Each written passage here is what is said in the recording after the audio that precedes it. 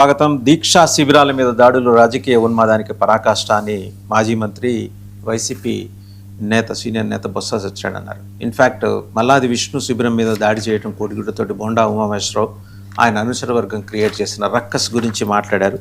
And at the same time ఢిల్లీలో ప్యారలల్గా YCP ఎంపీలు వెళ్ళి హోమ్ మినిస్టర్ అమిత్ షాని కలిసి జగన్మోహన్ రెడ్డి గారి ప్రాణాలకి ముప్పు ఉంది అని చెప్పేసి వాళ్ళు ఫిర్యాదు చేయటం, ఆయన భద్రత విషయంలో ఆందోళన వ్యక్తం చేయటం, ఇవన్నీ చూసాం. అండ్ అలాగే బోరుగడ్డ తల్లి బోరుగడ్డ మెర్సీ పద్మావతి గారు, ఆవిడ జగన్మోహన్ రెడ్డి గారికి ఒక లెటర్ కూడా రాశారు. అయ్యా, మేము మిమ్మల్ని నమ్ముకొని ఉన్నాం, మీరు మీ పాదయాత్ర సందర్భంగా నేను మామ అని పిలిచే వాళ్ళందరూ దళితులే, మా మామ వాళ్ళందరూ దళితులే అని గర్వంగా చెప్తుంటారు కదా, ఆ స్ఫూర్తి తీసుకొని మా అబ్బాయి మీ అంబడి నడిస్తే ఇవాళ సజ్జల రామకృష్ణారెడ్డి ఆయన టీం ఇతన్ని హింస పెడుతోంది, మీరే సమన్యాయం చేయాలని చెప్పి ఒక 3 పేజీల సుదీర్ఘమైన లేఖ రాశారు ఆవిడ. ఈ అంశాలన్నింటికి సంబంధించి బిగ్ డిబేట్లో మనతో పార్టిసిపేట్ చేస్తున్నారు అజయ్ కుమార్ సజ్జా గారు, టీడీపీ అధికార ప్రతినిధి. నమస్తే అజయ్ గారు. And as well Peddireddy Ravikiran గారు, బీజేపీ అధికార ప్రతినిధి. నమస్తే పెద్దిరెడ్డి రవికిరణ్ గారు. అండ్ మసూన్ రెడ్డి గారు, వైసీపీ అధికార ప్రతినిధి. సింగళూరు వెంకటేష్ గారు కూడా జాయిన్ అయ్యారు, రాజకీయ విశ్లేషకులు. To start with mason Reddy గారు, సబ్జెక్ట్ అంతా మీ చుట్టూనే తిరుగుతుంది. మీరెళ్ళి అమిత్ షాకి ఫిర్యాదు చేసిన, బోరగడ్డ తల్లి మెర్సీ పద్మావతి జగన్మోహన్ రెడ్డి గారికి ఫిర్యాదు చేసిన, అటు అక్యూజ్డ్ పక్షంలోనూ మీరే ఉన్నారు, ఇటు విక్టిమ్ పక్షంలోనూ మీ పార్టీ కార్యకర్త అని చెప్పుకుంటున్న, క్లెయిమ్ చేసుకుంటున్న బోరగడ్డ అనిల్, వీళ్ళందరూ ఉన్నారు. అండ్ జగన్మోహన్ రెడ్డి గారి ప్రాణాలకు ముప్పు ఉందని అర్జెంటుగా వాళ్ళు గుర్తొచ్చి మీరు అమిత్ షాని కలిశారా?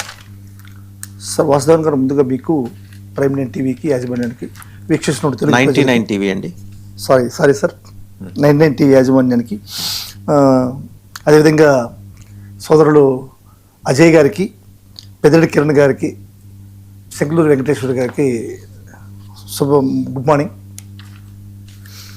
సార్. ఇప్పుడు జగన్మోహన్ రెడ్డి గారికి ప్రాణహాని ఉంది అనేటువంటి విషయం మీకు 100కి ఆంధ్ర రాష్ట్రంలో ఉన్నటువంటి అందరికీ కూడా సుస్పష్టంగా తెలుస్తుంది.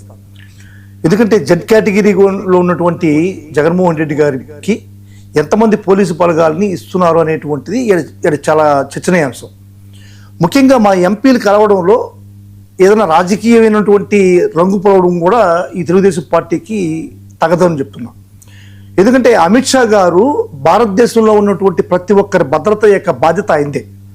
ఈ జగన్మోహన్ రెడ్డి కావచ్చు, చంద్రబాబు నాయుడు కావచ్చు, ఉన్నటువంటి కిరణ్ గారు కావచ్చు, నాకు కావచ్చు, మీకు కావచ్చు, ఎవరికైనా సరే భద్రత విషయంలో మనం అందరినీ కాపాడాల్సిన బాధ్యత కూడా హోంమంత్రిగా మన అమిత్ షా గారికి ఉంది. కాబట్టి జగన్మోహన్ రెడ్డి భద్రతను గురించి మా ఎంపీలు అమిత్ షా గారిని కలవడంలో ఉన్నటువంటి ఆంతర్యం అనేటువంటిది మాత్రం అదే.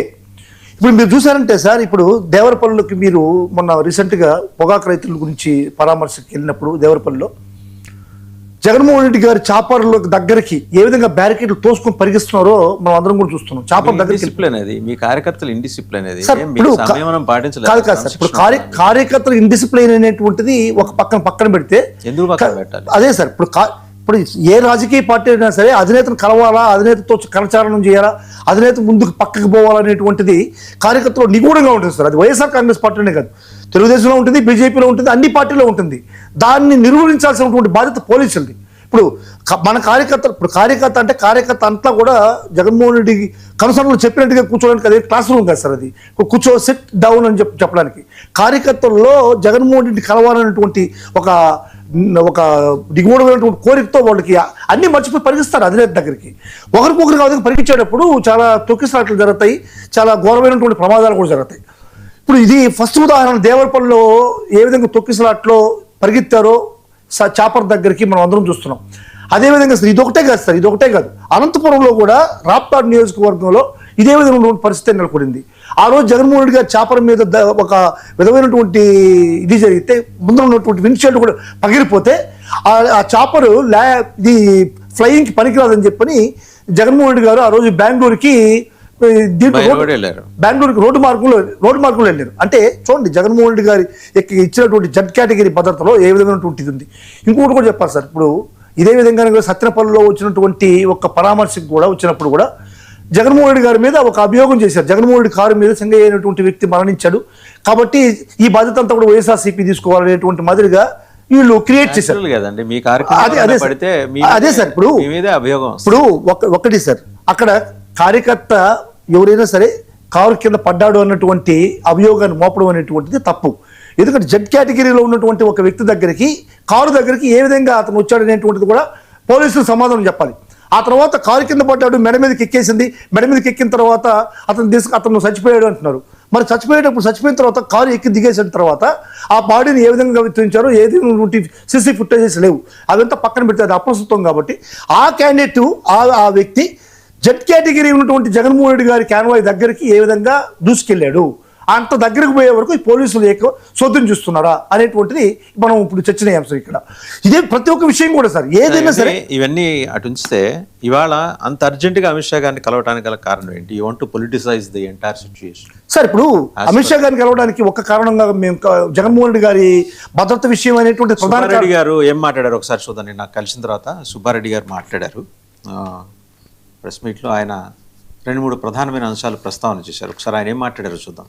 వైవి సుబ్బారెడ్డి గారు ప్రధానంగా వైఎస్ఆర్ కాంగ్రెస్ పార్టీ అధ్యక్షుడు జగన్మోహన్ రెడ్డి గారికి భద్రత విషయంలో ఏ విధంగా రాష్ట్ర ప్రభుత్వం కావాలని భద్రత కల్పించకుండా విధ్వంసక సంఘటనలు జరిగే విధంగా మళ్ళా ఆ సంఘటనల మీద దుష్ప్రచారం మా పార్టీ మీద, మా పార్టీ కార్యకర్తల మీద చేసే విధంగా పోలీసు ఫోర్సును పెట్టకుండా ఏ విధంగా ప్రవర్తిస్తున్నారు దానిపై ప్రధానంగా హోంమంత్రి గారు దృష్టి తీసుకుపోవడం జరిగింది. మరీ ముఖ్యంగా పోయిన నెలలో జరిగిన భీమవరం పర్యటన సందర్భంగా కానీ, శ్రీకాకుళం జిల్లా పర్యటన సందర్భంగా కానీ, మరీ లేటెస్ట్గా 3 రోజుల కిందట జరిగిన వెస్ట్ గోదావరి జిల్లా దేవరాపల్లి పర్యటనలో ఏ విధంగా భద్రత లోపాలు ఉన్నాయి, ఏ విధంగా జగన్మోహన్ రెడ్డికి భద్రత కల్పించాల్సిన అవసరం ఉంది, కనీసం మినిమం భద్రత కూడా కల్పించకుండా రాష్ట్ర ప్రభుత్వం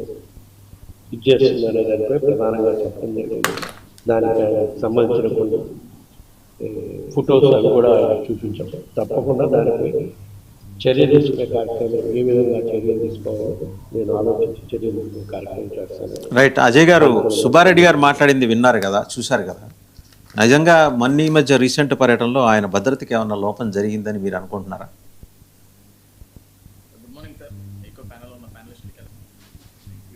కూడా వెరీ గుడ్ మార్నింగ్. తనకు అర్థం కాని విషయం ఏంటంటే ఆంధ్రప్రదేశ్ రాష్ట్రంలో జగన్మోహన్ రెడ్డి గారికి భద్రత లేదు. ఎవరి నుండి జగన్మోహన్ రెడ్డి గారికి భద్రత లేదు? ఒకటి, ప్రభుత్వం నుంచి భద్రత లేదు అనే దానికి ఆస్కారమే లేదు అసలు. ఎందుకంటే ప్రభుత్వం ఎక్కడ జగన్మోహన్ రెడ్డి గారి ఇంటి నుంచి బయటకు వచ్చే దగ్గర నుంచి ప్రతి దగ్గర కూడా పోలీస్ అధికారులతో ఆయన సంరక్షించుకుంటూనే వస్తాం.